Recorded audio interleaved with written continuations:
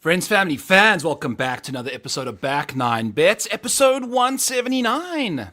If the shoe fits, Patrick. We're going there. That's going to be the order of the day. For those of you that aren't familiar, the show is brought to you by DRAFTKINGS. Use code FGD for a first-time deposit bonus over there, courtesy of Back 9 Bets / Fantasy Golf Degenerates. We appreciate you appreciating us.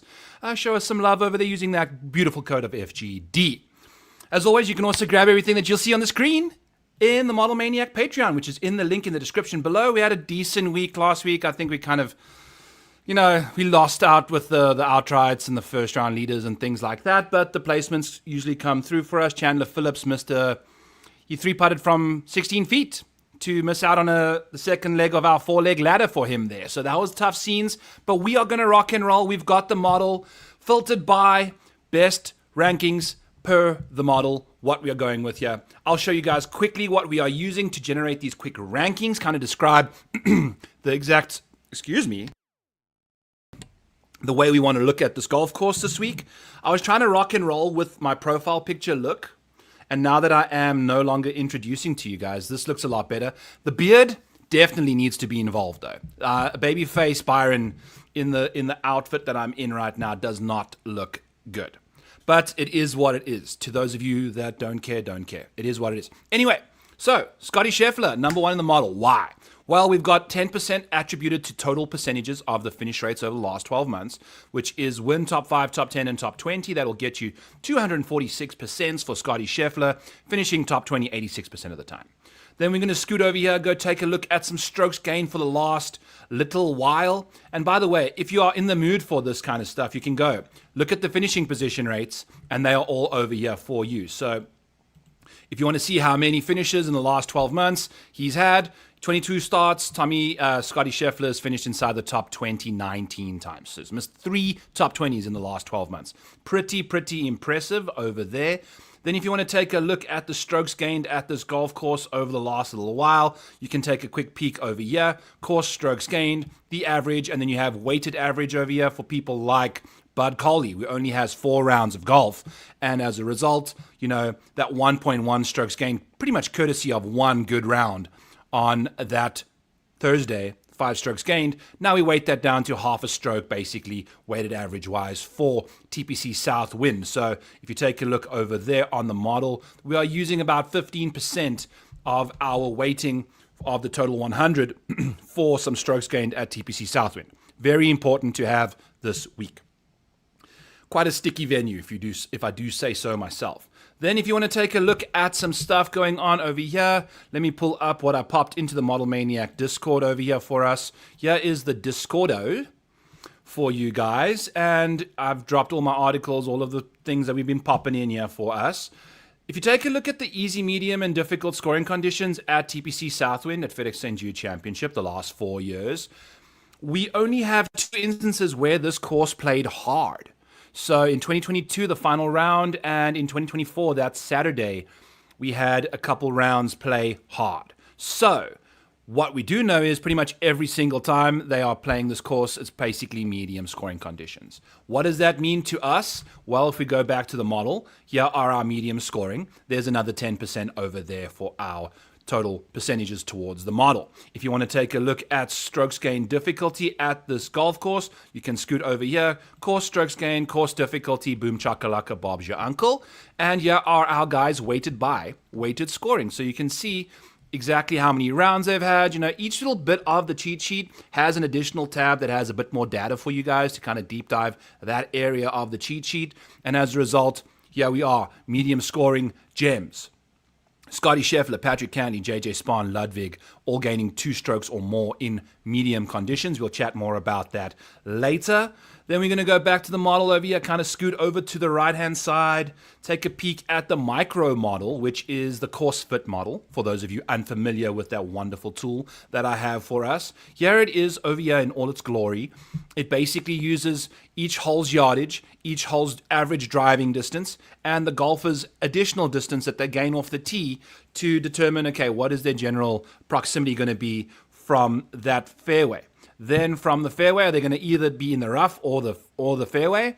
And you can see how many times fairways are hit on certain holes. The second hole's got a 56% fairway rate, 52% fairway rate on hole 7, 48 hole 18 at Southwind, 47% average hit fairway rate. So guys that are great out of the rough will thrive on those holes where they half the time are going to be in the rough with the rest of the field.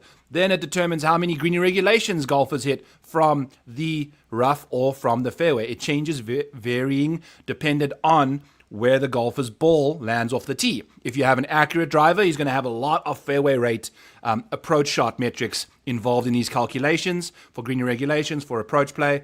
If it is a driver that hits the ball all over the planet, strokes gained out the rough will be paramount for that said golfer. So this basically does that for every single hole based off of how often fairways are hit or fairways are missed. We don't want to just use a golfer's average. We want to use how often they find the fairway on a specific hole, which we have lots of data about. So there it is there for you. We're going to basically use 50% of the micro model for our total weightings this week. I think it's a key metric that I've kind of been overlooking a little bit. I looked back at this bad boy, and this is a badass tool.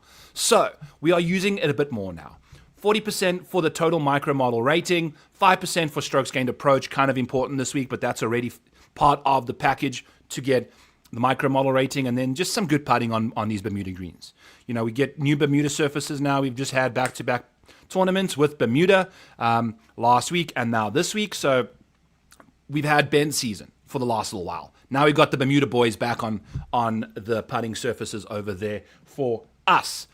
So there's your 40% plus 5, and then we're going to rock and roll with 5 and 10% for some strokes gained over the last 2 months and strokes gained over the last 4 months with 5%, 10% for the last 2 months, because we want to know who's playing some good golf over the last little while. So you can go over there, you can click on Trenders, and you can see, okay, here are the guys gaining the most strokes over the last 2 months. You can see what they've been up to over the last month, the last 4 months, the last 8 months, the last 12 months, and the last 2 years. For those of you that don't know, there's 24 months in that, but 2 years over there. I don't know why I'm being super condescending in that department. Let's just scrap that from the record. 2 years, there we have it. Scotty Scheffler, his 2-year average, the highest of his all splits, which is kind of absurd to see. It's not often you see a guy with a 2-year average that's higher than anything else in his repertoire. You know, everyone else had some sort of a spike performance at some point, most likely along the way. Scotty Scheffler's 2-year baseline is the best split of it all, which is insane to think about. You know, that's like 700 and something days. And as a result, we are seeing that the form has kind of been dwindling. We all know this. And it's insane to still see that even if you filter by basically the last 2 months, he's still the best golfer in the world. And it's insane to see that. So there's Scotty Scheffler for you. That's kind of how we're rocking and rolling. That's what the model ratings are for this week. Let's dive into some freaking bets for this week. I'm excited to chat to you guys. Hit the like, hit the subscribe while we are busy doing that. Let's dive into it. Number 1 in the model, Scotty Scheffler. Not interested in betting him in any capacity. Maybe you'd want to go to a top 5. If you take a look at the betting to win $100 over the last 12 months for Scotty Scheffler, the top 5 market is his only profitable market, and that is something that's quite absurd to think about. What's available to you guys at the Model Maniac Patreon as well is this beautiful handy-dandy betting tool that you can go and find a situation at over here. So if you want to go and just say, okay, here's the best bets at the FedEx St. Jude that you can take a look at. You can filter on just top 10s, top 20s, top 5s, whatever you want. Here are the top 20 best bets at this golf course. Shocker, we will be betting Hideki Matsuyama at top 20 at minus 120. DraftKings has that for us, ties included. He's cashed this bet in the last 3 years. That's one way you can use this tool. You click out of the FedEx St. Jude over here. You can just go click 2026, and then bam. All of a sudden, we know exactly who's having the best top 20 season from a betting perspective this year. And if you want to get Alex Fitzpatrick out of there, you can just click PGA, because I have DP World Tour data in there as well for you sickos that are on the Euro side of things there too. So he jumps all the way down to about, 7th spot. Jake Knapp doing a lot of heavy lifting early in the season. This is filtered by chronological order from the beginning of the year. Sony Open to the Masters. Jake Knapp had 7 top 20s in 8 starts, which is absurd to think about, but he didn't even have a top 5 during that stretch, which is also absurd to think about. Justin Thomas and Patrick Cantley both doing a lot of heavy lifting recently. So you can see what's going on in that department. You can use that. We will be using that as we go through. So there we have it. That's the lay of the land. Let's hit the like, hit the subscribe. I don't see any comments in the chat here. Let me know. I see you people watching, but I need you to tell me what's up. Tell your boy what's cooking. I slept late today. I'm not feeling fantastic, but we got the shades on. We are locking and loaded. And Scotty Scheffler, we're going to be leaving him alone for the most part. If you take a look at his odds for this week, in the top 5 market, courtesy of DraftKings, Scotty Scheffler's minus 108. Scotty Scheffler finishes inside the top 5 at a rate of 73%. So, I mean, there is an actual value in that department if you're in the mood for Scotty Scheffler. But at this point in time, it's just, I don't know what we're getting from this guy. I honestly don't know what we're getting. And even if we take a look at his recent form, you know, he missed the Scottish. So I guess he's finished inside the top 5 for the last 5 times. At minus 108, I mean, that seems fair, doesn't it? So I think we're going to have to bet Scotty Scheffler top 5. I mean, the number is fair. Everyone's betting him outright right now at plus 560s and stuff, wherever you can find those. So I'm not going to commit to the top 5 yet, but it's definitely a lean we're going to be looking at. Let's get to the next guy on the list here, who we will be talking about quite a lot. So Matthew Fitzpatrick finds himself number 2 in the model. And what I really liked about Matthew Fitzpatrick's profile is that he was number 1 in the micro model. If we take a look at the rankings here, it's Matt Fitzpatrick, Sam Burns, Alex Noren, Tommy Fleetwood, Scotty Scheffler. From a course fit perspective, Noren doing a lot of heavy lifting with the putter, but he does tend to, you know, hit a decent amount of fairways and keep the iron play in check with the around the green work over there. But we're talking about Matthew Fitzpatrick. We're talking about a 3-time winner on the PGA Tour this year. And he is one of the best iron players in the field. Anytime you see a blue number in a box over here, it means that they are a top 10 in that ranking. And he's 3rd in the field for strokes gained approach this week. So that's nice to see. Then if you want to take a look at strokes gained putting, he's going to be 3rd in the field in that department as well. So we have got 2 key areas of play here that Matthew Fitzpatrick is going to thrive in. He's a very accurate driver of the golf ball, one of the best in the field as well. It's so nice to just filter on these various metrics that matter this week. And Matthew Fitzpatrick, we don't even have to scroll. He's just top 10 in basically everything we were looking for. So he typically lacks off the tee distance-wise, but this week, distance not that big of a deal. Find these fairways. It's Bermuda rough, Zoysia fairways. Let's sizzle those iron play in from everywhere. And if you take a look at Fitzy over the last 2 months, he's also been playing some fantastic golf. 3rd again, behind Scotty and Sam Burns. So you've got all of this good performances, all of these good metrics for Matthew Fitzpatrick. He actually does some solid work in the easy and hellish conditions the most, but solid work in medium, barely gaining less than 1 stroke over there at 0.9 strokes over medium scoring conditions. So we'll see what happens. I'm not going to be too worried about that metric for him. We have got a 5th place finish here in 2022, and then a 6th and a 4th pre-COVID, when this was the WGC event. So there's a lot to like about Matthew Fitzpatrick. He is 22-1 that we found him on over there, and you can go ahead and hit Matthew Fitzpatrick for a each way at the place we found that too. I believe DraftKings has got him at 22-1 as well. 22.5-1 now. So drifting a smidgen towards the 23 range there, but happy to go to the 22-1 with the 5 places because we fancy the top 5 equity involved with Matthew Fitzpatrick. If the shoe fits, we play Matt. So 3rd, 4th in the field in top 5 rate this week at a 30% clip. So 3 of every 10 starts, Matt Fitzpatrick is finishing inside the top 10. Number 2 in the model, $9,900. He is, you know, not necessarily, I mean, you got Sam Burns, Tommy Fleetwood, and Xander Schauffele all ahead of him. In my opinion, he's got more wins than those 3 guys combined in this year. And you take their records. When last did Xander Schauffele win anything? That was 2024. It's the Lord's year of 2026 now. Tommy Fleetwood beat 29 other guys. They made a full fucking documentary about that. Tommy 25. How he won his first tour championship. They went Scotty Scheffler 24. And the next one they roll out is Tommy Fleetwood 25. Are we kidding here? What are we doing? There's millions of other people that played better golf in 2025 than Tommy Fleetwood. So what is he doing ahead of Matthew Fitzpatrick? And then Sam Burns doesn't know how to win a golf tournament, yet he's still also slightly ahead of Matthew Fitzpatrick in the odds board. I understand there's speculation, there's projection involved with all of this stuff. I get it. But at the same time, this number is really, really appealing to me from a Matthew Fitzpatrick. 3-time winner this year. And guess what?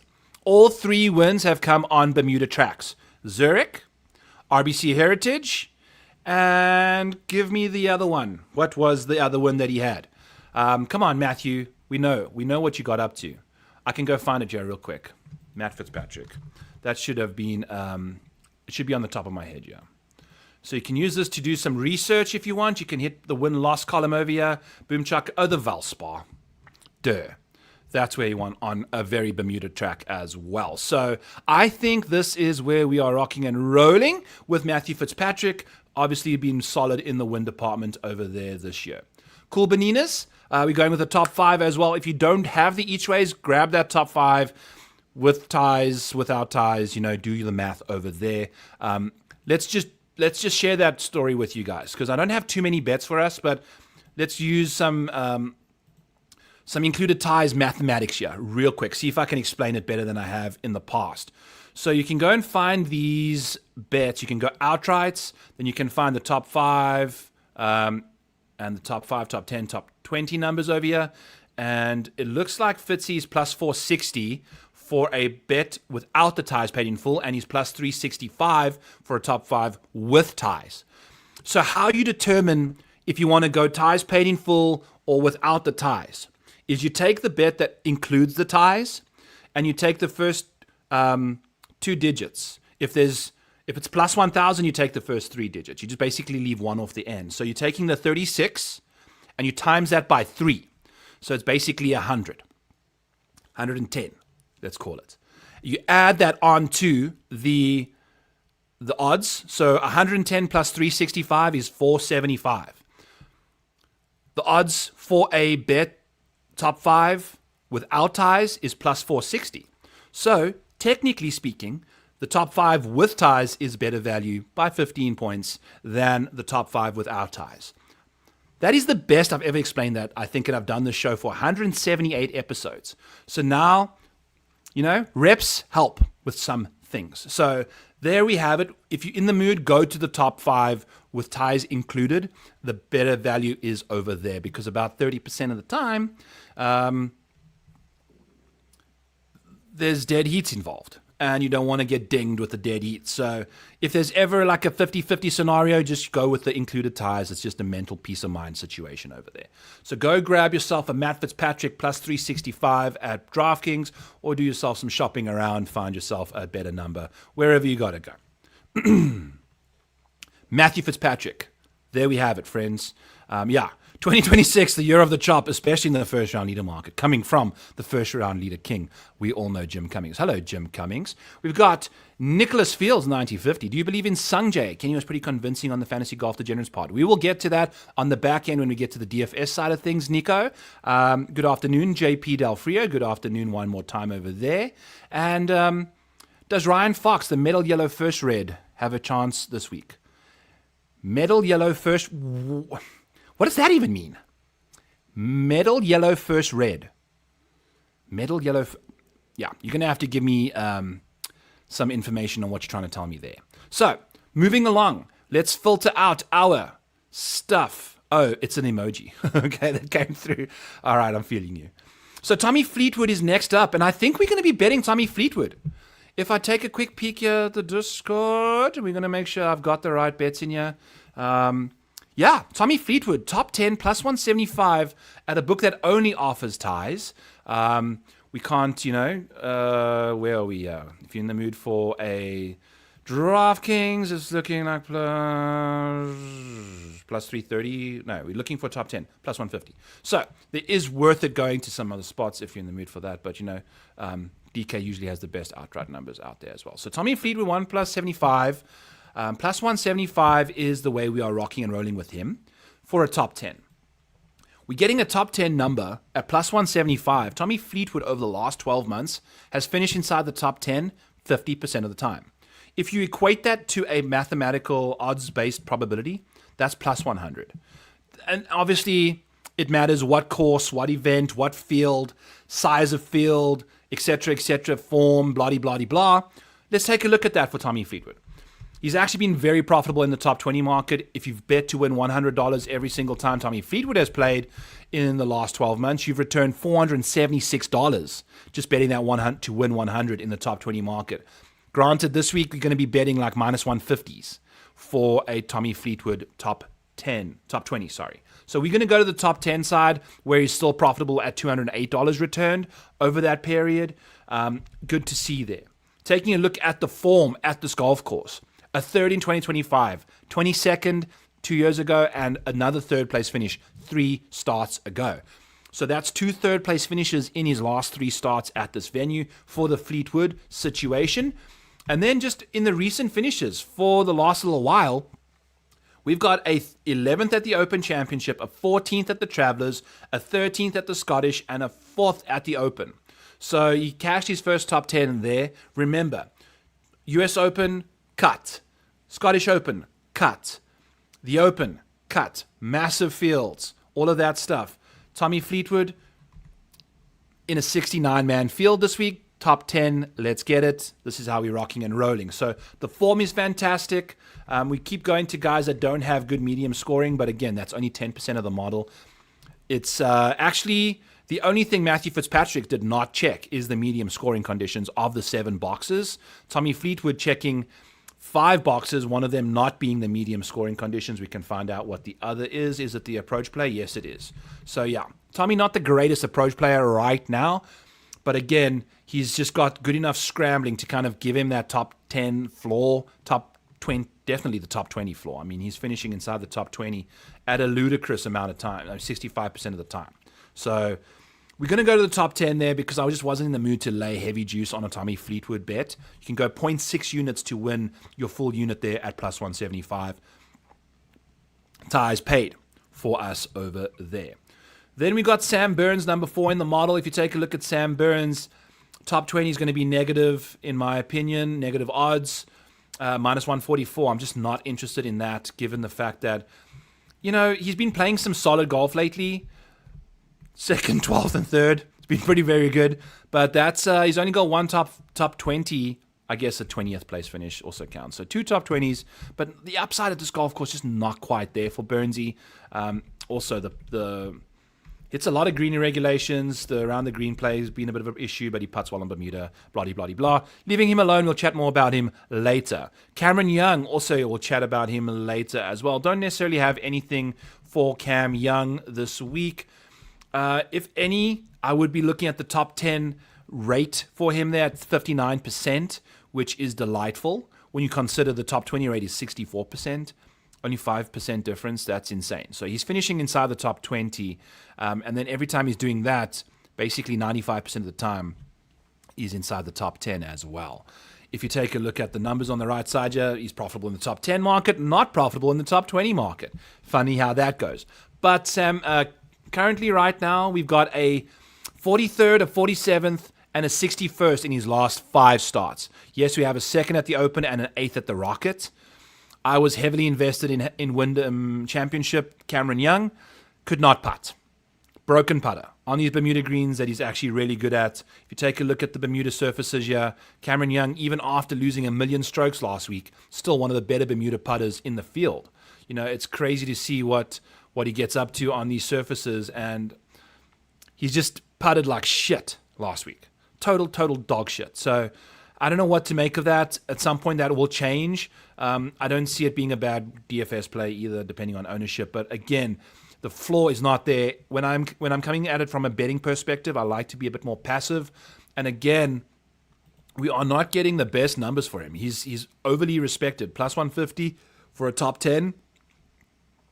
It makes a lot of sense. I'd say that's a very fair number. And if he was putting a bit better, I think the number would be different and we'd be a bit more enticed to maybe even go there at even money. But I'm just not quite feeling the Cameron Young situation over there. What I am feeling, though, is Sex Panther. We know, if you're a regular listener to this show, you know Sex Panther is going to be on the betting card. The most undervalued bet in the market, I would say.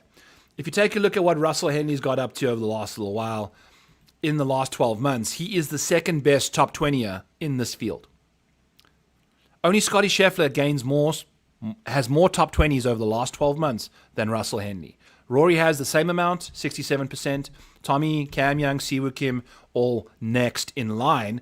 Russell Henley, though, top 10 rate, only 29%. It's less than half of his top 20 rate. So that's something quite epic. We'll leave his upside alone despite having a Russell Henley plus 3,800, 38 to 1 top winner. Outright bet is where we're going with Russell Henley. And we're also going to bet Russell Henley in the top 20 market at a casual plus 110 at the book that only plays ties in full. I love that situation. You can go grab it at DraftKings as well. It's not that bad of a number. I think it's minus 105 or something like that, minus 104. So you can get the ties paid in full as well. Go home with a bet that you know is cashing 2 of every 3 times Russell Henley tees it up. If we take a look at what he's got up to the last little while here, 6th place in 2023, 30th in 2024, 17th in 2025. So he's very comfortable around this golf course. That floor is quite nice over there. And then his last couple starts. US Open, he finished 65th. Womp womp. We lost money on him there again. But Travelers, 12th. The Open Championship, 9th. And then he had one of the most epic finishes at the Rocket Classic to finish 20th for us there. Horrible front 9, great back 9. Off he went. 3 consecutive top 20s coming into the week. He is a medium scoring beast. That's the best metric for him. We finally have somebody that is a good medium scorer at this golf course. Checking the boxes for the top 10 on approach this week for this specific golf course is Russell Henley as well. Hitting the most fairways in the field, I would imagine. Yep. Him and Aaron Rai. No, Aaron Rai's kind of behind him in a decent amount there. So I think if you go over to the micro model ratings over here, you can see, okay, fairway percentage projected wise for this golf course, we're expecting Russell Henley to hit 71% of fairways this week. We're expecting Aaron Rai to hit 70, Colin Morikawa 69. Guys that are going to be hitting the ball all over the planet. Aldrich Portget is going to hit 48% of his fairways potentially at this golf course on average. So that's how you can use this tool. You can use it for different props. You can use it for all sorts of stuff. If you go over to the micro model on the right-hand side over here, let's actually just do Russell Henley and show you exactly what's going on over here. There's all sorts of cool things that you can use in the Model Maniac Patreon over here. Russell Henley's side piece over here is the nice little drill down summary of what you can expect at this golf course. So taking a look at, man, I just wish, I can zoom in one more time and then make this 90%. Boom. That's exactly what I wanted. Okay. So no shots this week. Maybe on a par 5, you have to lay up, etc., etc. 0 shots from inside 100 yards, from 50 to 100. No shots there. 6 shots for Russell Henley coming from 100 to 150, 8 shots from 150 to 200, and 4 shots from 200 plus. So we're going to see quite a lot of golf shots coming from this 150 to 200 range. If you take a look at those buckets, I'm getting it ADD'd over here, you can see what the strokes gained are for each bucket. So he's actually getting more strokes with less approach shots from 100 to 150, makes him a good wedge player. At least at this golf course, because those wedge holes may be the holes that he finds the most fairways on, or he's actually pretty good out the rough with the wedge in his hand. I think he actually is. But then when you get further away, the approach play gets a little worse. Not terrible, though. Still gaining strokes on the field with those 8 approach shots from 150 to 200 and some strokes from 200 plus. So he's got all of that going on there for you. Gaining a lot of strokes on the par 4s. Obviously, there's the most of them. I should probably make this an average. You can see how many fairways he's hitting, 71% of the time. That makes about 10 fairways. Green regulation rates, he's going to hit 12 of them, which is about 66% of the fairways. And then we can expect him to shoot a 67 on average at this golf course based off of his projected performance at this venue. So, Russell Henley for you friends. We're going Russell Henley top 20 at plus 110. And then we're also going with a Russell Henley outright at 38-1. Let's bring this freaking thing home. He's the outright we hit at the Charles Schwab. We had Russell Henley, baby. So bring it home for us, Russ. We would love to see that from the Sex Panther. 67% of the time, he's inside the top 20 every time, baby. So let's see what Russell Henley can do for us at this week's FedEx St. Jude. Ludwig Oberg, next up on the model ranking. Don't have a bet on him. Don't have a bet on Jackson Coyven. Patrick Cantley is finishing inside the top 20 at a 52% clip. Guess what? One of the more profitable top 20 bets out there, despite not having any upside, so to speak, of losing in the top 10, top 5, and outright markets, obviously. We've got finishes of 2nd, 12th, and 9th at this golf course in the past, with an 8th place finish at the Rocket.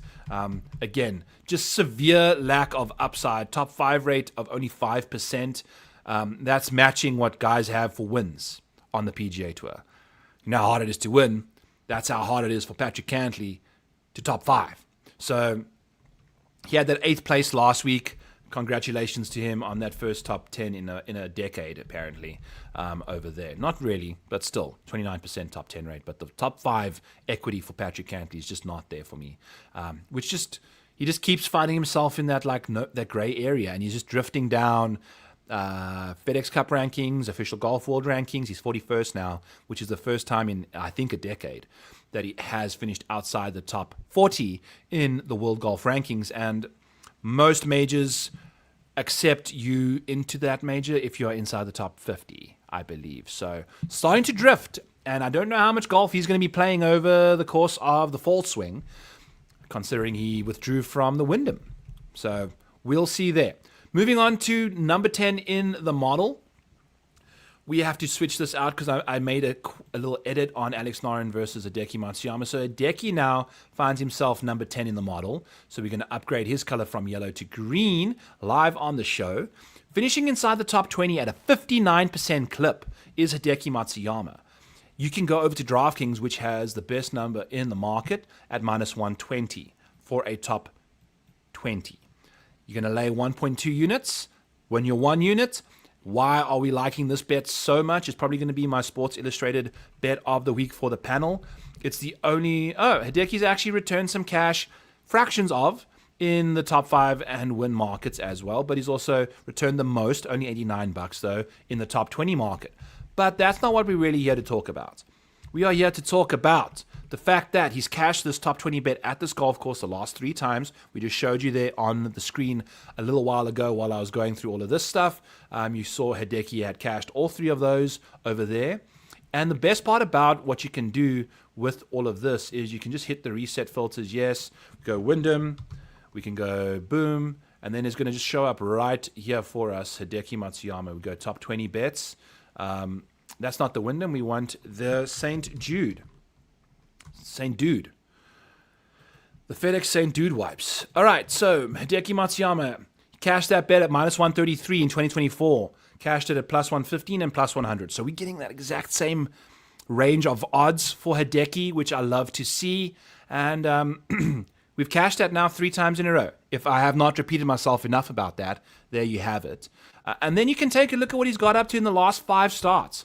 Since the US Open, 14th at the Travelers, 14th at the Open Championship, 3rd at the 3M, 5th at the Rocket, and 7th at the Wyndham.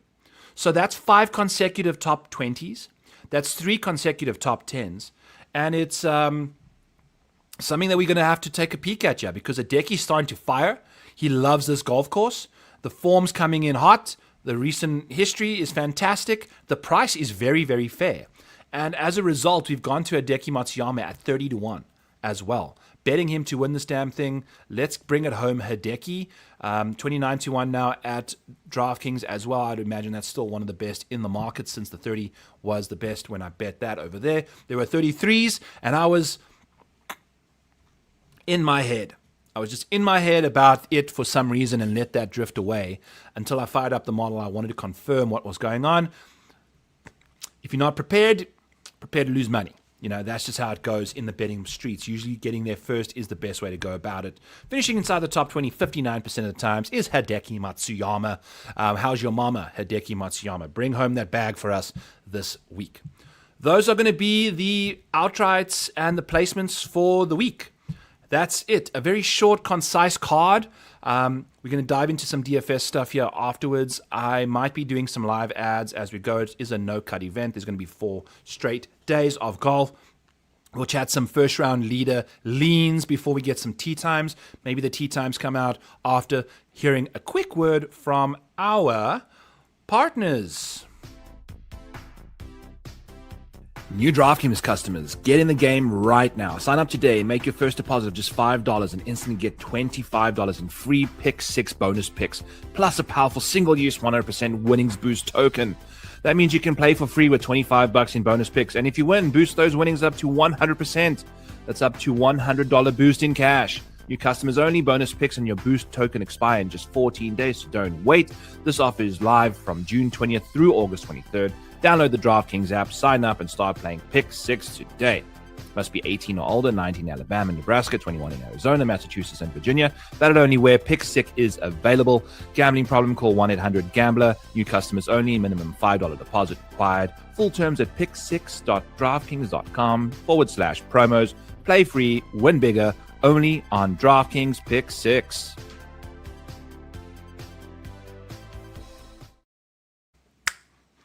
Do.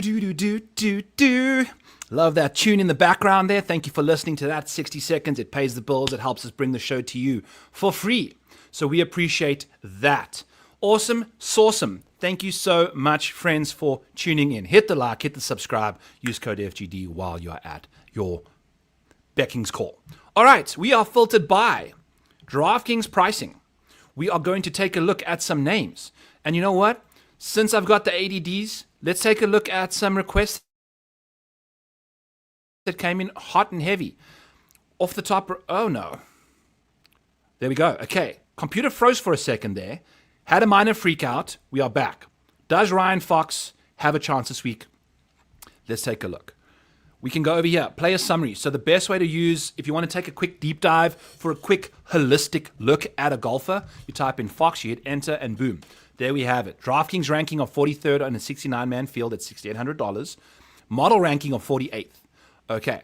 What has he done recently? The last tournament he played was the Open Championship. I guess he won that. Fantastic stuff there from the Open Champion. And he did finish 50th here last year in 2025. So we've got that going on. Recent form, obviously, through the roof. But if you take a look at the recent form, medium term, not quite the Open Championship win, you know. But again, that's why no one really saw that coming.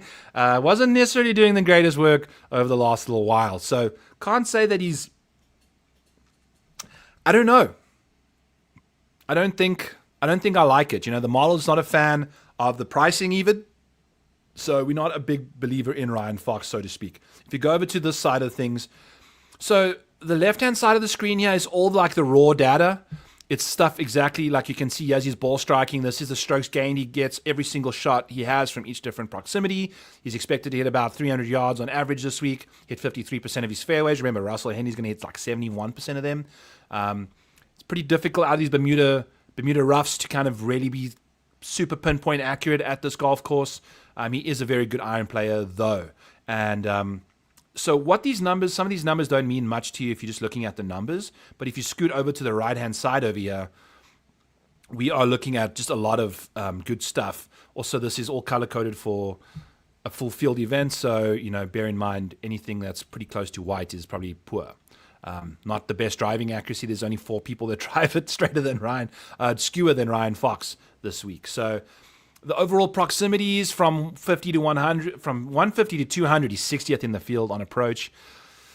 It's not going to quite get it done for you there when a lot of those shots are coming from that range. If you want to take a look at the strokes gained approach from this situation, I have plugged it in here for us. The best iron players from 150 to 200, and you can see if you're reading in the top of the box, average drivers of the golf ball are going to have 7 shots from 100 to 150, 7 shots from 150 to 200, and 4 shots from 200 plus. Long drivers of the golf ball are going to have 8 shots from 100 to 150, 6 shots from 150 to 200, and 4 shots from 200 plus. And then short drivers of the golf ball, you're going to flip that around. You're going to have 6 shots from 100 to 150 and 8 shots from 150 to 200. There we have it, you know. So when And just one more time while I'm speaking about these kind of nuances, just because somebody's a short hitter and good from 150 to 200 doesn't mean you want to like lean in on that. You know, like if someone, or let me go further and say that if someone's quite poor from say 100 to 150 for like Siwoo Kim, you know, he's number 2 in the model in strokes gained from 150 to 200, but 23rd from 100 to 150.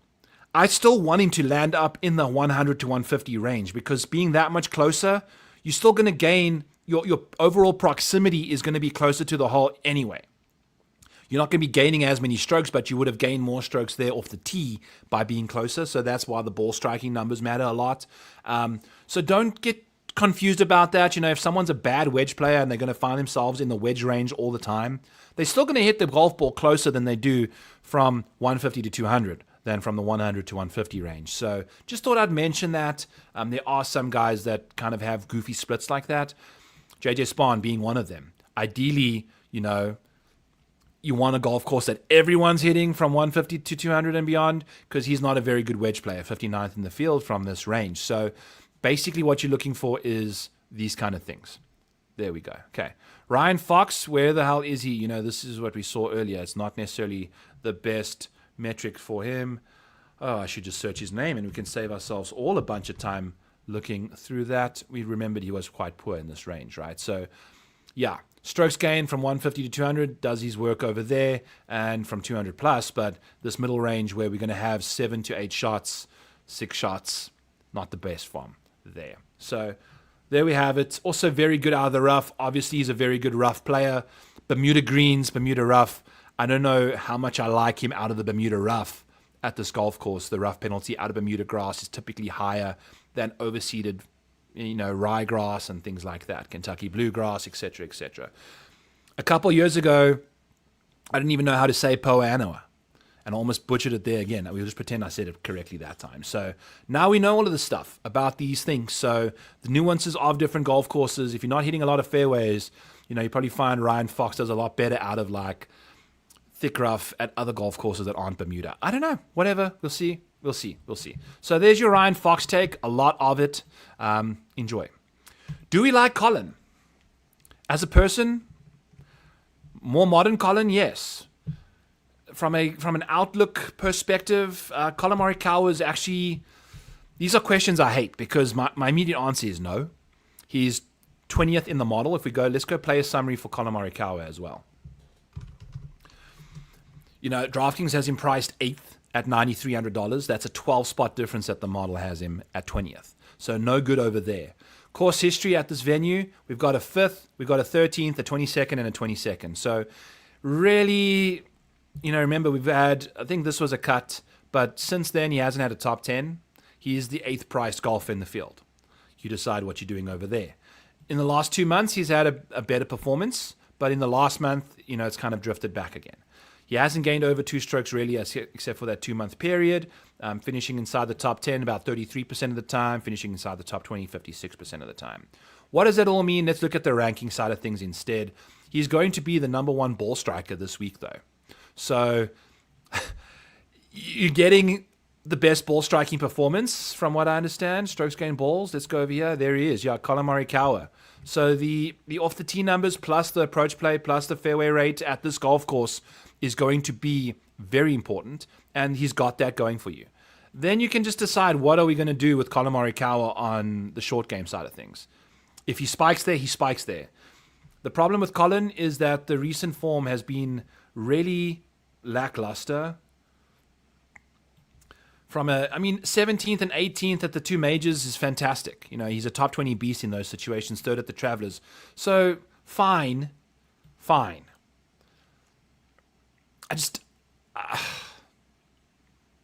If you like him, go for it, bro. That's what I'll say, Manano. I don't have glowing reviews about it. You know, he's only checking 4 boxes of the 7. There's a lot of guys checking a lot more. I think if I were to play Colin Morikawa this week, it's going to be in like a 5 to 10% capacity. Nothing too crazy there. I think I should do a bit more Cameron Young just because I think people might be fading him. Who the hell knows over there? All right, so there we got it for us. Okay, scooting. Let's dive into the slate. Scotty Scheffler, 13.5. By the way, bring more questions, people. I will answer them as they come in for you.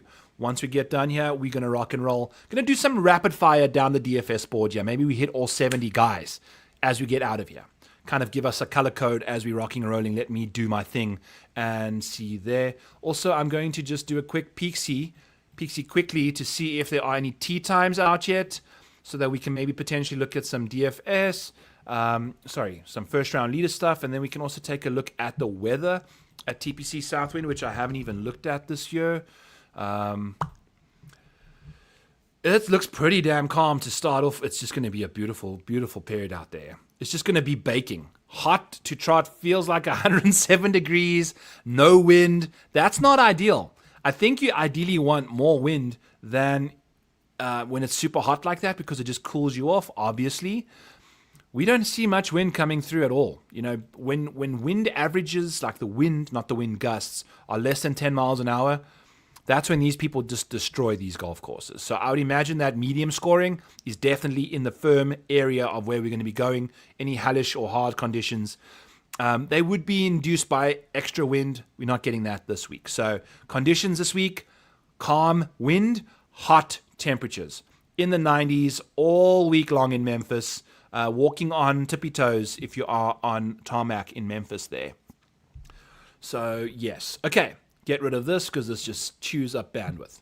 Moving along, we use the weather to what? To find, I was looking for tee times. Yes, okay. No tee times yet. Fine, it is what it is. Back to what we're getting up to here. Let's rock and roll. Okay, I'm going to get my face in the picture so we can do some stuff. There we go. Okay, nice.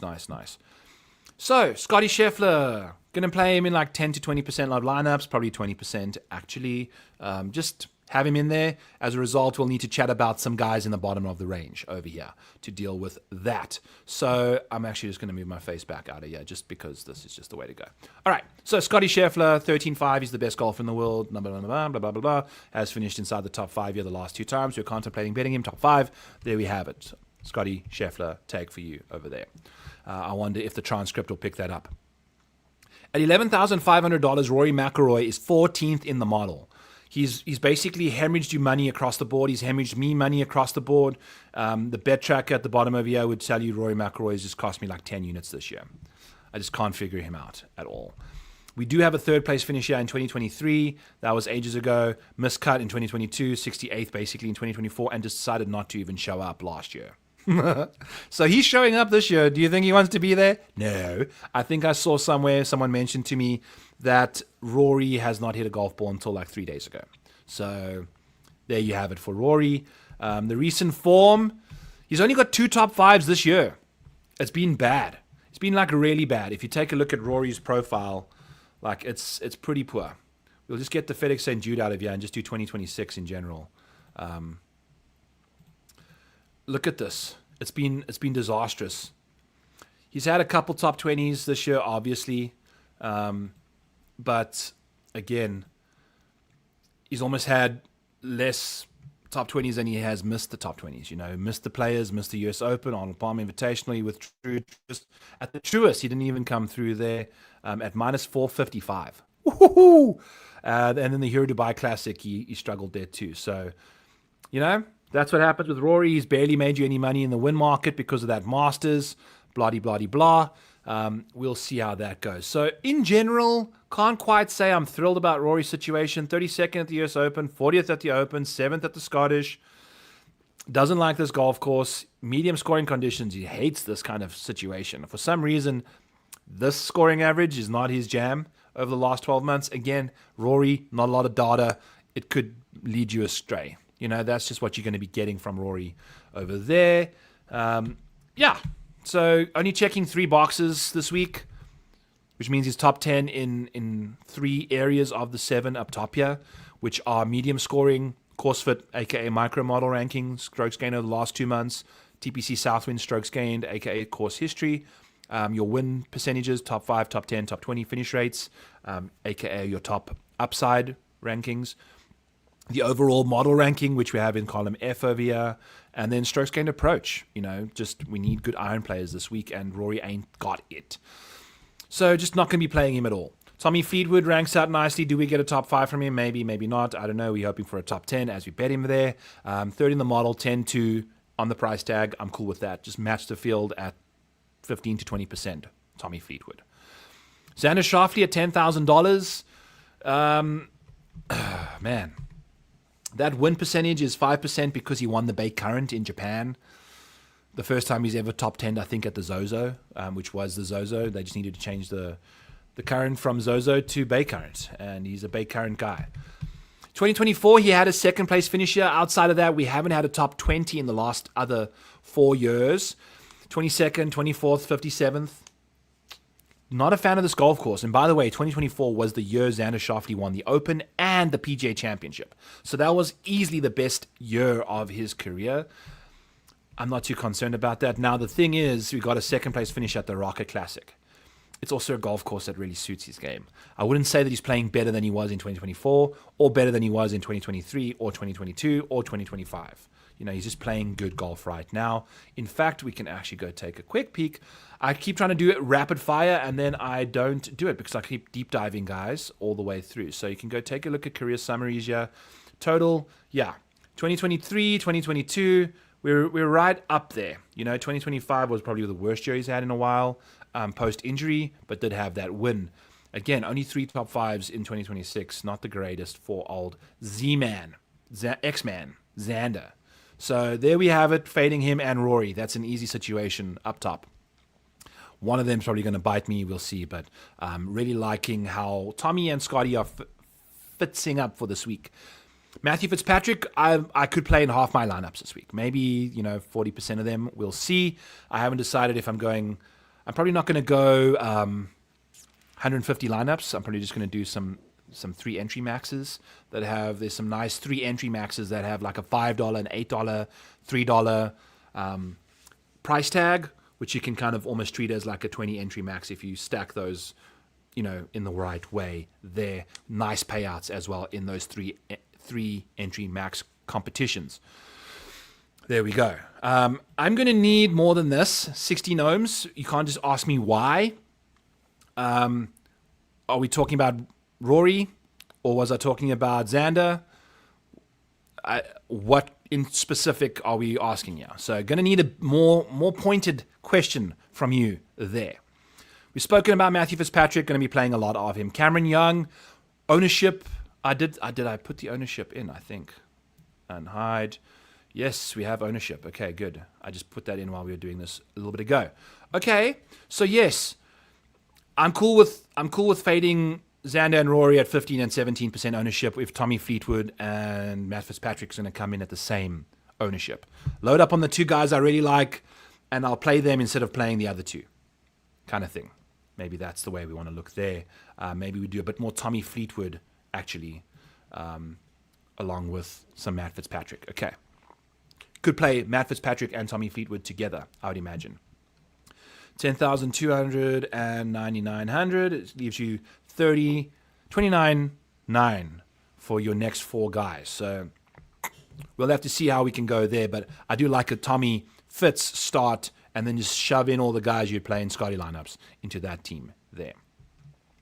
Cameron Young, if he's going to be 17% owned, given the way his putter is just derailing him, as Kenny mentioned, can't play him in cash. Off we go there. But in DFS, you never know. He could easily just win this thing. Finished 5th here last year. 8th at the Rocket, 2nd at the Open. He's also got some really bad finishes. I'm not sure where we're going to be going. I'm almost tempted to put him back to the yellow bucket, but we'll see. The most owned option outside of Scotty Scheffler is looking like it's going to be Sam Burns. That's absurd. We've only got, he's been playing some good golf. It makes a lot of sense. You know what? Just don't overthink this. Just match the field, Byron. At $9,500, just match the field. Okay. Colin Morikawa, someone asked me about him already. We already gave us that answer there. It's just like kind of like I don't have anything overwhelmingly positive to say about Colin, and if he's going to come in 21% owned, this could be downgraded to little. I'm kind of feeling a little pessimistic here. I'm like just taking these numbers and putting them down backwards. Yeah. Okay. So Ludwig is checking 6 of the 7 boxes this week. He's 7th in the model, $9,100, 14% owned. Let's see what he's showing up to us here for. 9th here last year, 40th the year before that, 9th at the Open Championship. Who knows what can come from that? Maybe he shows up, maybe he doesn't, but he gains 2 strokes on the field in medium scoring conditions. Loves that to see. Top 10 in the field in strokes gained approach over the last 8 months in 2026. 10th in the micro model, aka course fit, but the recent form has been a little lackluster because why? We missed the cut at the Scottish Open, I guess, and finished 55th at the Travellers. Not looking great there, but don't mind this kind of a situation. I'll be going to a guy that we grade out well. If we take a look at the player summary, go Ludwig, click Oberg, and then we've got a 2-spot model ranking upgrade on him there. So definite spot we can lean in.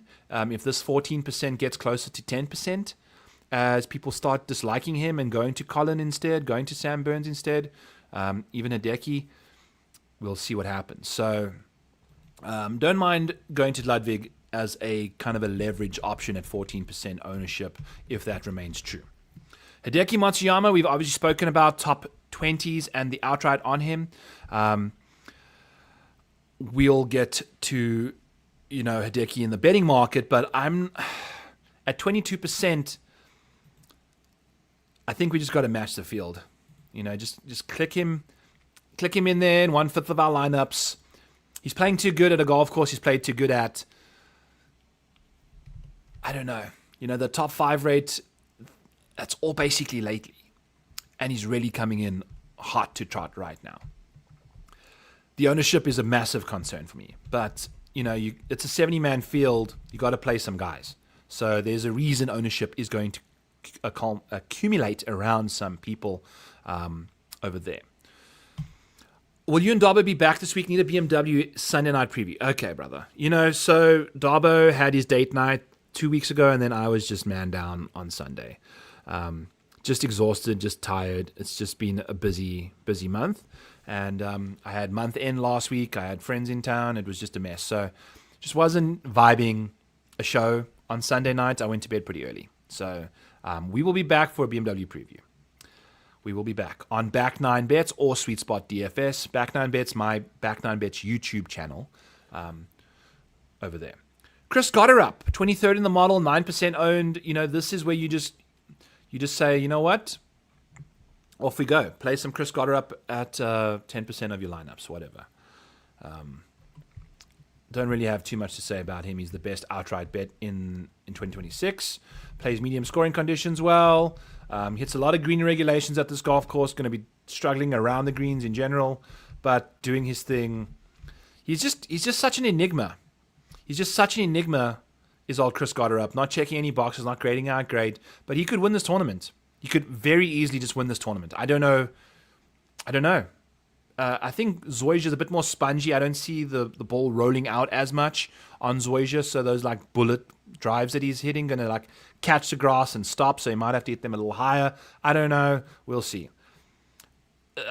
It's not a lot to like apart from the game theory side of it. He's like easily the lowest owned option. He's the first single-digit owned option until you get to Wyndham Clark at $8,500. So there you have it there. Patrick Cantley. I just can't do it with him. At $8,800 though, I don't mind that. It's fine. Let's see what the player summary has to say on Cantley. So we have him ranked higher than the DraftKings. We've got obviously some really good finishes here in the past. Oh man, I hate this. I hate my life. We'll have to play some Cantley in the 10 to 20% range for sure. Siwoo Kim was very close to being bet this week. I might still do so. But he's minus 114. So we're going to have to scoot around, look for some better odds if possible. But still, minus 114 is fair for that top 20 number. 13% owned potentially. Hasn't had a top 10 year, better than a 14th, but we've got a 9th at the Scottish, a 6th at the Open, and a 42nd at the Rocket. I wouldn't say the Rocket's in a perfect golf course for him. I don't think that this is a terrible golf course for Siwoo Kim either, but he just has not thrived here in the past for some reason. It's just a weird situation. Does well on these medium scoring conditions, and it's not often Siwoo gets dinged for, he's usually one of the better micro model ranking guys, but on Bermuda grass, I think he's going to be a problem. I think that's really what is causing him the biggest issues here. Strokes gained putting, yep, there he is it. Fourth worst putter in the field on Bermuda, losing 2/3 of a stroke per round. On Poa, he's basically neutral. On bent grass, he's just a fraction there. So tough scenes for Siwoo on Bermuda grass. No wonder he's always struggled here in the past. That's just going to be the world we live in with Siwoo. So, you know, if you want to put him in one lineup of your 10, feel free to do so, kind of thing. Russell Henley always is going to be Blue. My boy Blue. Checks 6 boxes, 6th in the model, 14% owned, $8,600. That, you know, if you listen to me and Sweet Spot, in particular Sweet Spot on the DFS side of things, he says the optimal build is 10-9-8-7-7-6. What does that mean? When you're clicking an 8K guy, that's the third guy in your lineup. When you're getting a third guy in your lineup, that's the 6th ranked golfer in my model. And I think Russell Henley is Data Golf doesn't have him ranked very high either. The disrespect. 9th in the Data Golf rankings, but he's the 5th best golfer in the world. Some recent performances, not the greatest, but still, Charles Schwab winner, some good performances at the Masters, putting his brains out, hitting his irons well again, finding a lot of fairways, somehow has just forgotten how to fucking chip. What has happened here? It's easily one of the worst chipping performances we've had in a long time for Russell. And, you know, at some point that's got to change. So we've had now a gaining week where he's chipped well and then lost again last week. This is a massive concern, to be honest with you. This is 1, 2, 3, 4, 5 of the last 6 times he's played golf. He's lost around the greens. And he hits a lot of fairways. That's concerning. But again, you know, it's been a while. I mean, the Rocket, he lost a stroke around the fucking greens I'm swearing so much at this around the green play. I'm sorry. But anyway, we'll see what Russell can do if he can chip. If he can not chip his face off. Let me just take a quick sip here.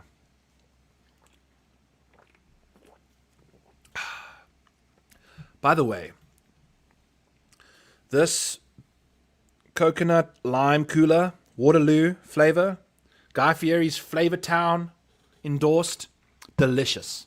It's one of my favorite Waterloo flavors of the seltzer, the naturally flavored like seltzer waters that you just sip on during the daytime. For those of you that struggle to drink water like I do, these are not terrible at all, and you know, all naturally flavored and that kind of bullshit. So anyway. So Russell Henley, if he can just chip better, we're good to go. If he can't, then, you know, we suck. So there we have it. Wyndham Clark, though, if he's going to be 8% owned, fine. You know what? Fine. Let's go green. Let's go 15 to 20% with Wyndham Clark at 8.5. He's got insane upside. He finished 7th here in 2024. Other than that, he's had a 56th and a 66th, not great. 2 missed cuts after winning the US Open, then finishing 5th and 13th at the Travelers and the Scottish Open Championship and Rocket Classic. He missed the cut. Have we missed the window on Wyndham? Potentially. Am I going to be betting him? No, but at 8% ownership and someone that's won twice this year, I can get behind that. So give me some Wyndham Clark in this world we're living in. Victor Hovland, 19% owned, 17th in the model, $8,400. It's his playoff Victor. Everybody goes to Victor Hovland in the playoffs because that's when Victor Hovland does his best stuff. Sure, I get it. Some guys not up in the majors, some guys not up in the playoffs. If he's that good in the playoffs, why do we only have one top 10 in the last 4 years at this event? So maybe just pump the fucking brakes. I need to stop swearing. I don't know why I'm swearing so much. Let me take my glasses off. Maybe I feel a little more safe. And the wig. And you know what? I'll just take my no. We'll keep the shirt on for you guys. Woo, that almost got out of control there. But Victor Hovland, we'll wait for him at the BMW Championship. Wait for him at the Tour Championship. I think we're getting skewed here on the playoff side of things for Victor. Again, I mean, sure, he's $8,400, but he did finish second year in 2024. He was playing very, very good golf that year. Was he? I don't know. He went on. That was the year he went on the playoff run, I think. Who the hell knows? I don't know. Okay. But he won the Travelers, 13th at the Scottish, missed the cut at the Open. You know, this is what you're getting. You're going to get a 20% owned guy, going to get guaranteed 4 rounds of golf. Is he like the, you know, he's priced perfectly. He's 17th in the model, is what, 16th or so in the DraftKings pricing. I don't see the allure of going to someone with that amount of ownership. This is a game we're playing after all, right? So we got to take a stand at some point. Very little Victor Hovland over there. I think it may, if I'm not going to play him, just don't play him, Byron. There we go. That's our third full fade. So far, Rory, Xander, and Vic not going to be in the player pool this week. Freebird 226 with DFS and no cut this week. Do you think we can take more chances on some guys? I think me and Spencer spoke about this. He said that he did the math on it, and that's the thing. You know, it's 4 rounds of golf, but taking more chances on somebody, they're still going to suck it up if they for 4 days straight. This is just 2. So, you know, playing the balance build side of things typically works out a bit better there, because over 4 rounds of golf, the better golfers are just going to find their way to the top of the board. So, you know, there you have that from what Tee Off Sports and I spoke about at one point on a show back in the day. Bobby Mack ranks out 12th, 9% owned. See, that excites me. Now we've got Robert McIntyre, who's, you know, got a better profile in finish rates than Victor Hovland. He's got a very similar course history. This is going to be slightly watered down, because I think if we go to the course history side of things here, we can see course history 0.9 for Bobby Mack. Victor Hovland's at 0.3. So here's Bobby Mack. He's got his 8 rounds of golf. So that's going to be unweighted. It's going to be the full weight there. We need 8 rounds in order to change the weighted average here. Yep, as you can see there, that formula there divided by 8. If it's less than 9, you're going to do the counting thing. So there are certain guys like Akshay. No, Adam Scott's got them. Akshay's got them. Blah, blah, blah, blah. We'll move on. I digress. Okay. And then Victor Hovland. He just has like one big spike round. He's pretty much lost strokes every single year at this golf course, at least 1 round per tournament. So that just screams showdown. If you want to get off of Victor Hovland in the DFS Classic, the week-long streets, he's gained 1.6, he's lost 3.5, he lost 1.1 and 4.9. So basically, he's lost 8 strokes in the opening round of the FedEx St. Jude.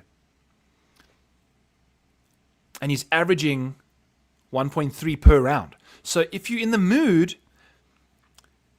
we did this with Cameron Young last week, where his round 2 strokes gain being 3 strokes average is insane. We jumped in after round 1 for a top 10, and that didn't work, but it was a good theory. I think the same principle could be applied here to Victor. I mean, this is also 4 tournaments. It's a very small sample size, but he just tends to get off to slow starts at this golf course for some reason. So if you're looking for reasons not to play him, I'm your guy. I'll tell you a million more reasons why not to play somebody than why to play them. I don't know. That's just the way my brain is wired. It is how it is. So there you have Victor. Bobby Mack played some solid golf. You know, nothing spectacular, but he's somebody that I can see doing some work. And again, any given day, this guy can show up here. Finished 7th here 2 years ago. 3rd at the Scottish Open. 10th at the Travelers. 28th at the Open. Starting to find some form. Ranks out better than Victor. So that to me is just like, yes, let's go. And I'm very tempted. This is 20 to 50%. It's a big range. I will say that it's probably going to be closer to the 20% side of things, maybe like 25% Bobby Mack. You know what? Let's just max him out at 20%. That's just an easier way to describe how we want to play him.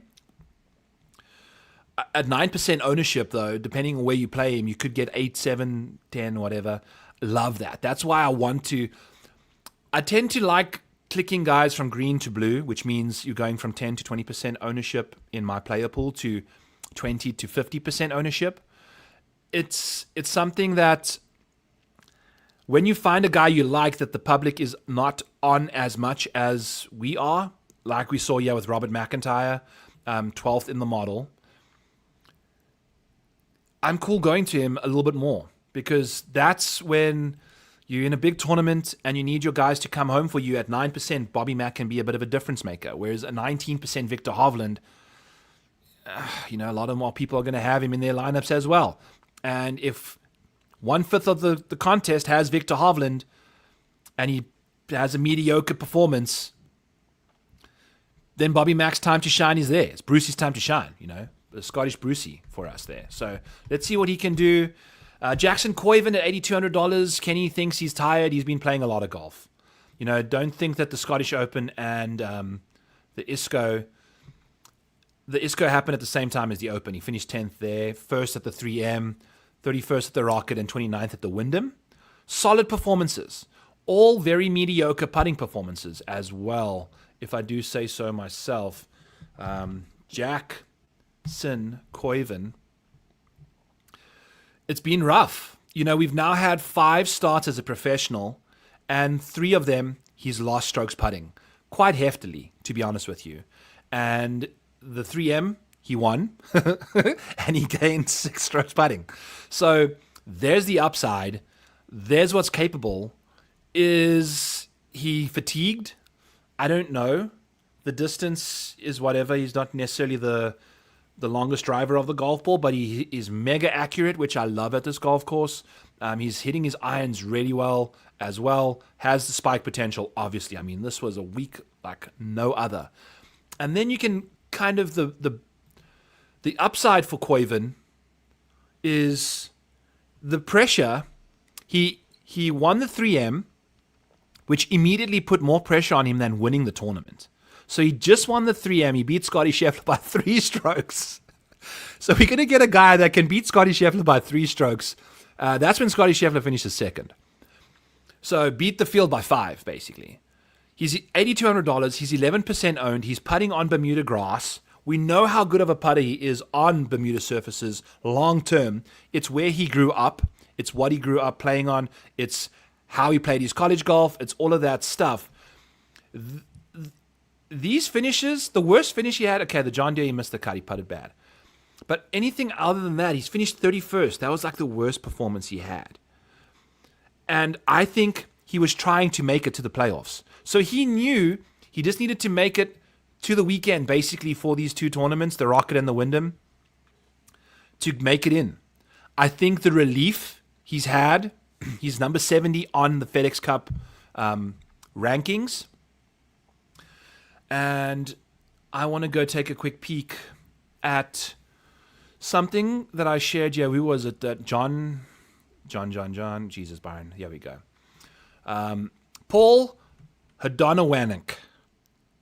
I've never read that word out loud in my life. Paul Hodowanek. Good God. Apologies, Paul. But anyway, Jackson Coyven. This is the minimum finish required at the FedEx St. Jude in order to make it into the top 20. So Coyven, in his situation right now at 70th on the FedEx Cup points, has to finish T7. Let's just call it top 5. It's got to be a 2-way tie for T7. Let's just say top 5. So Coyven knew what he needed to do in order to get into the playoffs. He did it by the skin of his teeth at the Rocket and the Wyndham, but he finished basically top 30 both times to do it. Now we know he has to finish top 5, or let's just say top 10, whatever. I think he goes and achieves his goals. He set his expectations for the playoffs, and I think he achieved his goal of making the playoffs. Now he needs to make it to the BMW Championship, and he has to finish basically T7 to do that. I think he's going to go for it. That's going to charge him up. So we can see what happens over there. First guy out on a Thursday by himself. Sometimes that's great. Sometimes it's not. But I think that's going to be a 3-hour round. These guys are so good. They hit only 65 shots a tournament per round. And, at this ownership,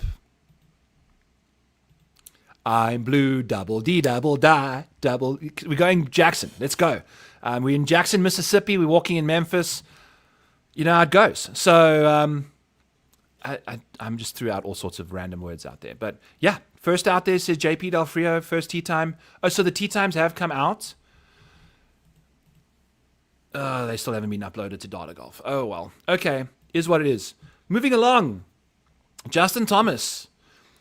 I was shocked to see that he's as good a returner in the top 20 market. That was more so a lot of more other things out there. Okay. JT, 46th in the model for me. $8,100, 19% owned. Woo, boy. So we're looking for someone to have a finish better than 14th, which is the best finish he's had in the last 5 starts. 14th at the Wyndham, 14th at the Travelers, 17th at the US Open, 50th and 60th at the Scottish and Open Championship. He's never played well over the pond. So let's just assume that the last 3 starts have all been top 20s at this golf course. On US soil. 19% ownership for Justin Thomas as well. For what? What is he giving? What is he giving you? Over the last 12 months, he's got one of the worst top 5 rates in this field. Patrick Cantley is the only one that's got a worse top 5 rate than he does.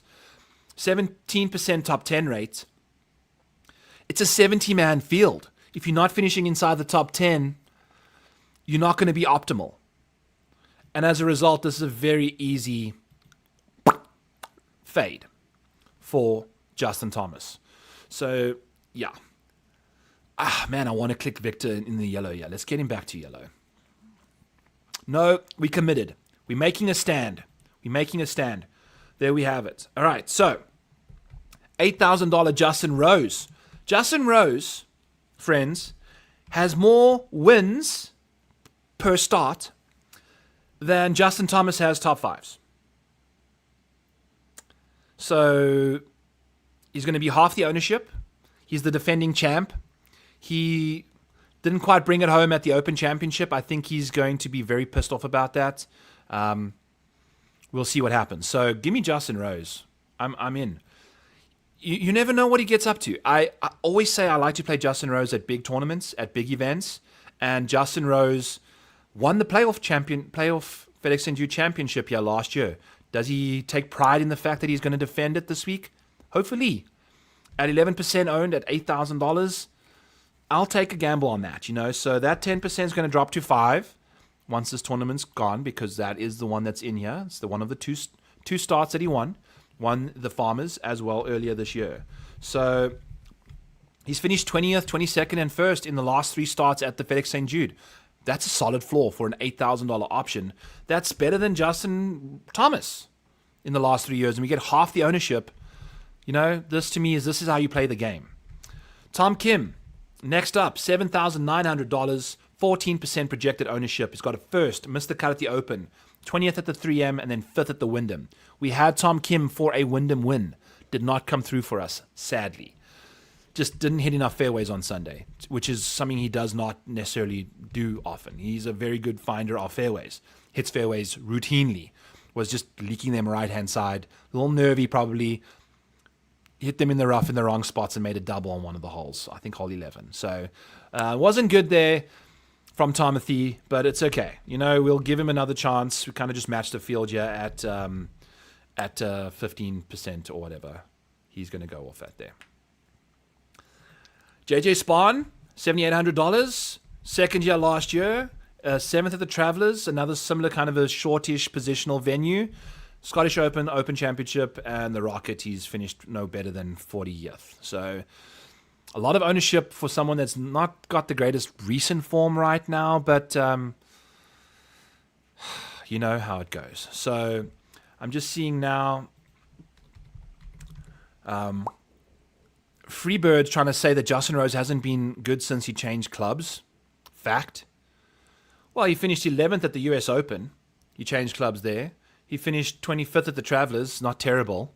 And if we go even further back, go to the recent finishes over here. Justin Rose is at the top. Got a 10th at the PGA Championship. I think he changed his clubs there. And then 12th at the Memorial. Freebird, that is not a fact. That's the Open Championship. He missed the cut. It is what it is. That's a 11th, a 10th, and a 3rd in the 3 majors, and 2 of them happened after he changed his clubs to the McLarens. So just check your facts over there. Now, Justin Rose is not very consistent in general. You know, he's just not a consistent golfer overall. So I wouldn't necessarily assume that bad golf has come because of new clubs. He's just very inconsistent. That's why he doesn't model out very well. You've got to try and find the right he's so mental, you know, like that's the thing about Justin Rose. If he's engaged for that tournament, he'll play well there. JJ Spahn, grading out fantastic. I think we'll just have to match the ownership here. Everything about him makes a lot of sense. Hits a lot of fairways. Plays fantastic golf in these medium scoring conditions. That's like one of the better options out here. It's Patrick Cantley and JJ Spahn doing a lot of heavy lifting in medium scoring conditions. JJ Spahn, iron play, top 10 in the field. Fantastic to see that. I'd imagine fairway finding ability. He's probably right up there as well. Where are you, JJ Spahn? Am I not seeing your name? There we go. Yeah, not too far from being a top 10 over there either. So a lot to like. Obviously one of the best iron players from 150 to 200. As we saw over here earlier, he's, you know, number 1 ahead of Siwoo Kim even. Just get those wedges out of his hands over there. So yeah, there's a lot to like about JJ Spahn at his price point. I'm cool with that. Let's go. Okay. 1 hour, 21 minutes into the show. Let's start rattling thumb stuff off here. Minwoo Lee at this kind of a golf course. Let's actually zoom out so I can make a bit more easier decisions as well. Less stuff to see. Minwoo. Scottish Open, he's played well there forever. Lots to like. Let's just leave him alone. Not necessarily thrilled about him. Ben Griffin, missed now 2 cuts in a row. He's, you know, last year he was playing much better golf. That 9th place finish is also fake news. 25th in the model. Whatever. I don't know. Kurt Kitayama, 9th place here last year. 24th at the 3M. 25th at the Travelers. A whole bunch of top 50s and stuff. He's just doing whatever. There's not like anything I'm like super thrilled about playing him in. Maverick McNeely needs to be bet top 30 type thing. He just doesn't. He refuses to finish inside the top 10 at all, and particularly the top 5. So not good for Maverick McNeely, but he does grade out very nicely. If I change this total, what is doing his, you know, his like strokes gain must just be really good. He's just so consistent, man. What is popping him so hard? He doesn't check any boxes for a top 10. That is very mediocre. Whatever. Just put him in like as a sprinkle. It's $7,600. Michael Thorbjornsson, winner of the Rocket Classic, 7th at the Scottish. Does he show up and just dominate? Who the hell knows? Sprinkle, you know, like whatever. Not too concerned. Ricky Fowler playing some really good golf right now. I can get behind this 10% ownership. He's trending pretty hard. But at this golf course, it's been a slog. 6th place here last year. Okay. Not terrible. Let's play some Ricky Fowler. Ryan Gerard. 8% ownership projected. 32nd in the models. Got a 9th. Got an 8th in the last 2 starts. The Open Championship, the Rocket. Putting his brains to bits. Just putting so well right now. Not reflected in the stats. How's he doing on Bermuda? Maybe the putting is really, really good on Bermuda. Or, sorry, Bentgrass and Poa and Fescue. I'm typing in the actual name of the surface I'm trying to find instead of the guy's name. Yeah, so he's a loser on Bermuda. He's a gainer on POA. And he's barely, he's just across the board. He's not necessarily great at putting on any surface or bad. He's just fine. He's just middle of the pack. So not going to kind of go overboard there. It's just sprinkle. Michael Brennan after a win. What's he going to get up to? Congratulations on him. Playing some better golf lately. Is this going to be a follow-through week for him? I don't know. Where is he? What does he need to do? Paul Hodonowitz, what can you tell me? Paul Hodonowanic. What an incredible name that is. Michael Brennan. So he's in. Yeah, it looks like he's good to go for a top 50. When it comes to FedEx Cup points, yeah, he's 47th. So, yeah, he's going to have to play some okay golf this week. I don't know what he's going to do after a win. We're going to have to figure out, we can't just, this is literally one click per golfer over here right now. I'm not like, probably should have better stances on a couple guys, but I'll just give you a stance on Shane Lowry. No. Akshay Bhatia, yes. A lot of yes. Like a lot of yes, actually. Like almost like 25% of my lineups, yes. Love what we are seeing from Akshay at this golf course. If you take a look at the strokes gained here, his best finish is a 6th, and then the year before that he finished 12th. That's good to see. He's missed 2 cuts at the Rocket and the Open Championship. It is what it is. But prior to that, US Open finished 17th, and the Travelers he finished 5th. Plays hard conditions extremely well. He typically finds fairways. His drivers seems like it's gone all over the place lately. Has it been better? Yeah, it's been very bad this year. Compared to his usual, he's losing a lot and hasn't picked up any distance, but the iron play has been solid and the putting has been very good. Must be making a lot more mid-range putts since he's missing a couple more greens because of the poor driving, blah, blah, blah. Who in the hell knows what the hell deal is going on there. So, driver issue. But again, if you take a look at what he's got up to here, he's typically driven the ball well. Again, is that fact of the environment or is it the form that he was in? We can take a chance that maybe this finds its way back in some good, he's driven the ball well at the Travelers quite a lot as well. So I'll take a gamble on Akshay. This 11%'s concerning. I was hoping that it might be a bit better, but we can get double the field there, 22%. So there we go there. Awesome show. Jonestown Twins, my brother, thank you. I appreciate you. Thanks for tuning in. I hope you hit the like button. Let me give you some fiery takes. We're almost done here with the long slog to get out of the rapid fire. Jacob Bridgman, what has he done more recently? Do we have? He's just solid. He's just solid. He's just a good option to have at $7,200. I feel like you can accept that kind of consistency. I'm not too bullish on him though. Nikolai Højgaard. 5%. Alex Noren. Going to be playing a lot of Alex Noren again.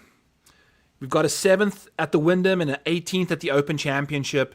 We've been playing a lot of Alex Noren lately and played a little less of him last week because of the poor form that led into the Open. We thought the Open was a product of the environment, but grades are fantastic. 13th in the model. We're gonna where did I even put that color to? Let's make him blue. I'm in. Play him in 20% to 25, 30% of my lineups at $7,100, 7% owned, back on Bermuda grass. Again, if you take a look at what Alex Noren does, fantastic. It's Bermuda putting. He's right up here. Get him off of bent, he gets, almost double better. Get him off of POA, it's almost triple better. So he's a good putter in general, but Bermuda is his jam. He's the third best Bermuda putter in the field. So that's nice to see. Christopher Wrighton, oh man, 22nd at the Travelers, 18th at the Open, 2 missed cuts in between that. He hasn't played much golf in a while. 5% ownership, fine, whatever. Alex Smalley, By the way, he was the winner of the best bets trivia I had on Twitter. We filtered by the best profitable options in the field. And Alex Smalley is the third most profitable golfer in the last 12 months, betting across all markets despite not having won. And somebody asked me, how can somebody only have lost you $38 if you're betting on them for the whole of the 12-month period? Well, that is a very good question, and I've got a very good answer for you. If you go type in Alex Smalley, not Qualix, we're going to look for Alex Fitzpatrick, Alex Noren, Alex Smalley. Just in 2026, let's just pull up his win total, which is $24 that he's lost. Remember, there's going to be a period of the fall swing from last year that's still coming through to this situation. His odds this year, let's even just go from the most recent starts. 57-1 at the Wyndham Championship. That's only $2 that you have to bet to win 100 back. It's actually a fraction. It's 1.7 or 1.8. At 125-1 at the Genesis Scottish Open, you don't even have to bet $1. You can bet 90 cents. Another $1, another $1, another $2, another $3 at the Charles Schwab. Then at the PGA is 140-1. Truist, 68, 88, 63. You're only betting $2 at a time, maybe one, maybe 90 cents even. You're not racking up. You're only betting $24 total to win 100 on Alex Smalley because of his odds. This is the beauty of this tool, is it shows you the under-the-radar guys. There's value to be found over a number. Not necessarily over a golfer's numbers, but the number that you can bet him at is a very important element of what we do here. Just because he's finishing inside the top 20 at 31% of the time, he's still cashing bets, baby, because if you take a look at his top 20 numbers, he's coming in at plus 260, plus 300, plus 260, plus 333. If we take a look at what his current top 20 number is right now, I'm not going to go scrolling. I'm just going to type in Alex Smalley. He's plus 160. So compared to everything else that we've seen, that is a little bit shorter, but this is a 69-man field. It's basically a make-the-cut prop, essentially. Top 20 could be 25 people in a 69-man field. You know what I'm saying? So plus 160, very valid amount of... He was plus 137 at the Memorial, which was another similar size field. So you're getting that there. It has been a bit of a slog since the PGA Championship. Played some good golf there. Obviously, that second place finish. And then the Wyndham, hometown hero, top 20 there. Did he get the top 10? Yes, he did. Did he get the top 5? No, he did not. So, good to see Alex Smalley doing his thing. He's doing good work in the betting market there. A little shorter this week, smaller field. You get the jam. Let's go. Doesn't grade out the greatest, but, doing some good work there in the top 10 market as well. Finishing inside the top 10 about 20% of the time, which is pretty damn good for his price point. All right. Back to the bottom of the board. Alex Smalley, doing his thing, whatever. I'm just going to just both of these guys. Jake Knapp, I don't know. He seems still hurt. Missed the cut at the Rocket. 3M, he finished 13th with a 61 on a Sunday or something like that. So play him in some showdown. You never know what he's going to get up to. Probably play him a little bit more than 5%. Just put him in one of my 10 lineups type situation. Adam Scott at this golf course, 5th and 18th back in 2024 and 2022. Adam Scott, 9th at the Open Championship. So if you're looking for some sort of trajectory, why not play some Adam Scott at $7,000 flat, 33rd in the model? That's going to probably give us a player summary boost. And in fact, I'm going to show you a different part of the model that you can use. You can go over to the right-hand side here, and you still find the same stuff. So you can see Adam Scott's DK price is 37th. We've got him 4 spots ahead of that, so not too crazy in that department, but still pretty solid. 22 spots ahead for Alex Noren. These guys that are bad, we're just going to easily just go drag them down, just less than 5%.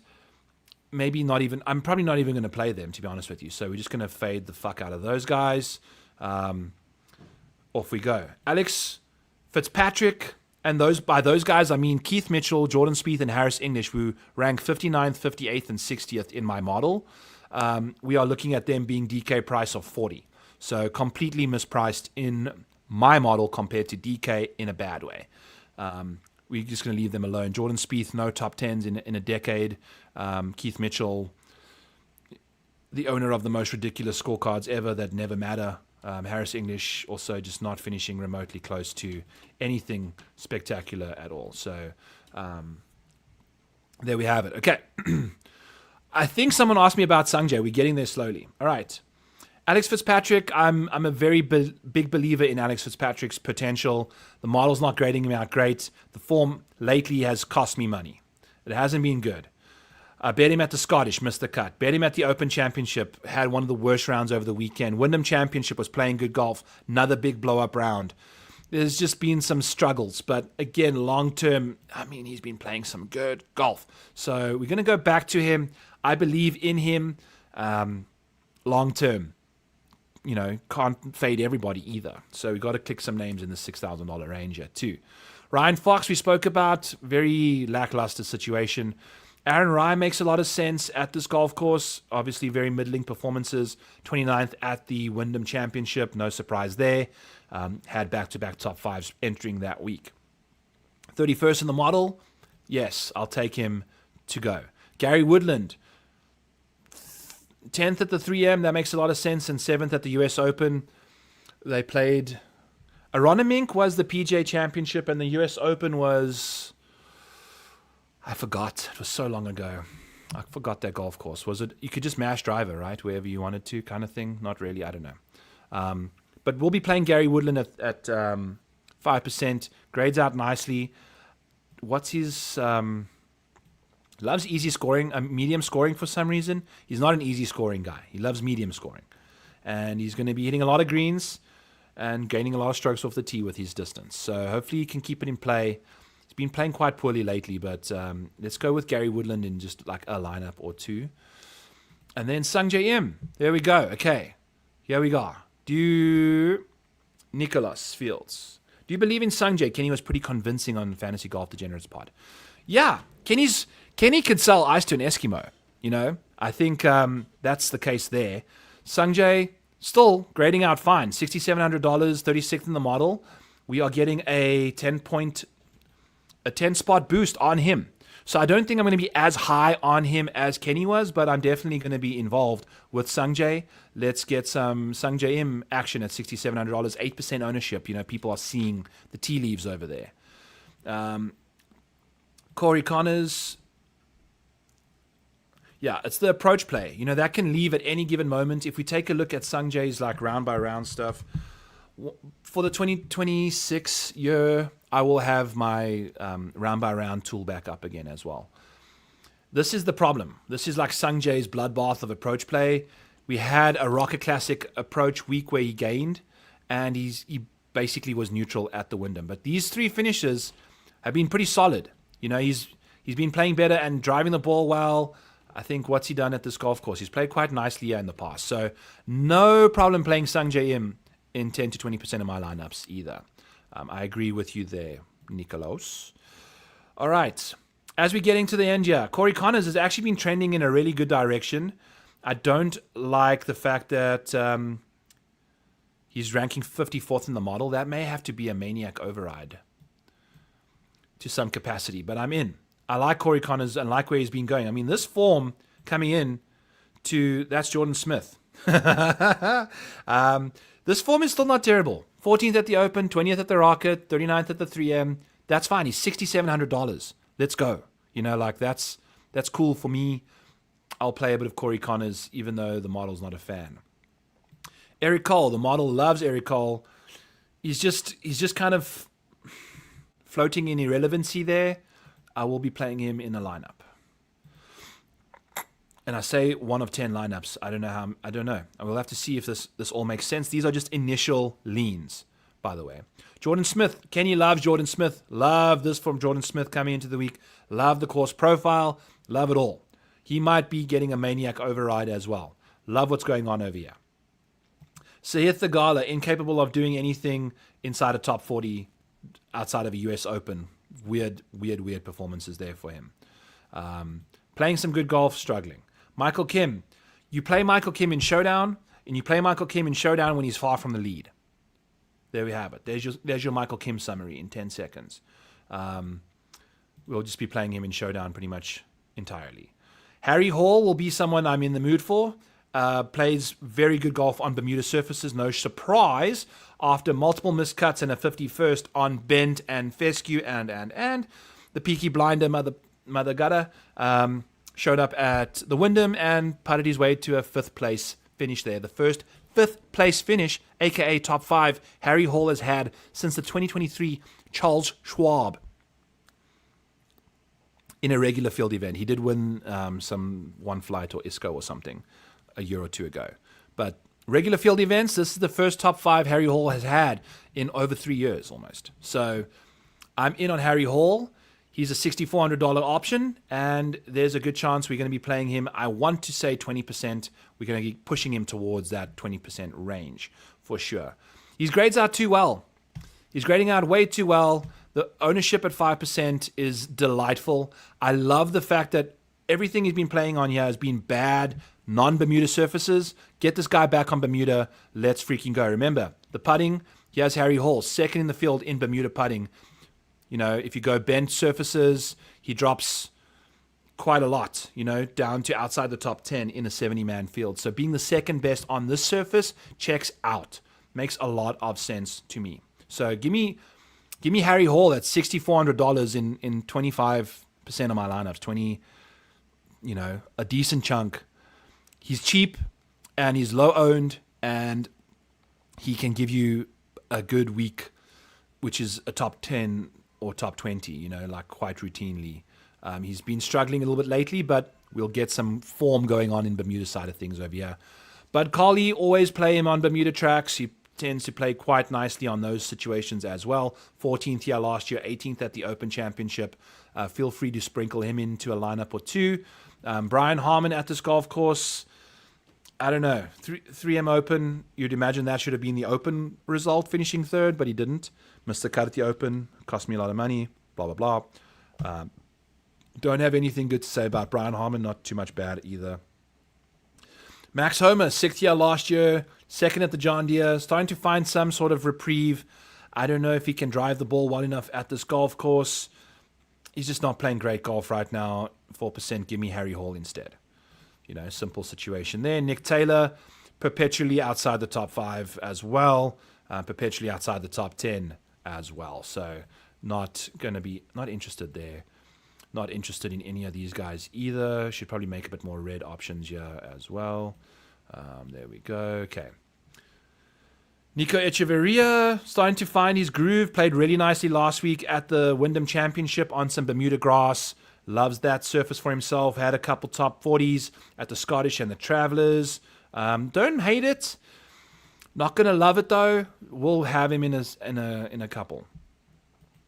Rio had Satsune, you know, just doing his thing. He's kind of been off the boil a little bit lately, hasn't he? Playing here for the first time. John Deere Classic was a 9th place finish. It's been outside the top 50 since. You know, like, is he going to really get it together for us this week? I don't know. Put him in one lineup kind of thing. JT Poston has been pretty steady at this golf course historically. And he's also played really well at the Wyndham. And he's also played really well at the John Deere. And he finished 51st and missed the cut. So what does that mean this week? I don't know. But at 5% ownership, whatever. You know, like, put him in one. Ricky Castillo played nicely at the Rocket. He's been making cuts. I feel like if you're looking for a cut maker this week, click everyone's name. They're all going to make the cut. But Ricky, let's sneak him in there as a little gut play. I like to see some good recent form coming in from some guys this week. Matt McCarty, give me him. Playing nicely-ish, given his price point. And then Sudashan Yalamaraju, grading out quite well. Been playing really badly lately. Like, really badly. This stretch of golf here where, it's been bad. You know, this when he showed up at the Players, things started to look really good for him. But still, I'll take a sprinkle on Sudashan. Sepp, Aldrich, Sam Stevens, Matty Schmidt, Patrick Rogers, Pearson Cootie, all no thank you. Okay. There we have it, friends. We went through the whole board. Whether you were bored or not, I don't know. But the board was covered. And I appreciate all of you. Let's have a fantastic FedEx St. Jude Championship. hit the like, hit the subscribe, please, on Mayo Media. Tell your aunts and uncles about me and this channel. And, sell them on the Model Maniac Patreon. You've got all these color codes in the model. If you're in the mood, go grab it. Use code BETS26 to get yourself 50% off your first month or your first year. It'll get you through next year's full season. If you go for the annual package, if you're into best ball, the Dog Dominator is a $50 product that's free to annual subscribers. The annual package is you're paying for 10 months, and if you're getting 50% off, you're only basically paying for 5. It's a big discount. So jump in there if you're in the mood for the best ball Dog Dominator. I'll be ramping that bad boy up going forward for the next season as well. I'll be doing stuff all season, all full swing. Be dabbling in some NFL stuff as well, which is all part of the golf package. I'm not charging you extra for anything NFL. If I stop doing it sometime during the season, I stop doing it sometime during the season. But I'm planning on trying to be a bit more active in the NFL streets during the fall swing here in the Model Maniac Patreon /Discord. So we appreciate every single one of you guys for showing up here, hitting that like, hitting the subscribe, and just being in the chat. A little chilled show, pounded the board apart, and let's have a great week. We really appreciate you all. Let's catch you guys next week. Peace.